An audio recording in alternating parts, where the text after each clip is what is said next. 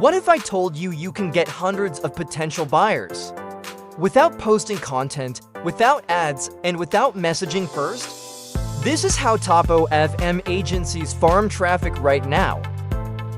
First, account management. You can run hundreds of Instagram accounts, each with its own proxy, its own browser, and its own behavior. This makes every account look like a real human. So instead of one account doing manual work, you now have an army working for you 24/7.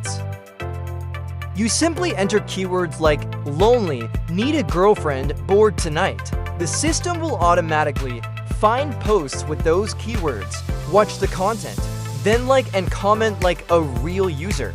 You're not spamming, you're inserting yourself into active conversations. Most beginners struggle with getting consistent traffic.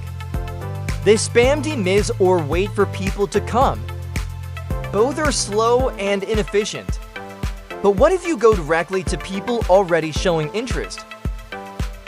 You can scale this with hundreds of accounts. Each behaves like a real user. Watching, scrolling, then interacting.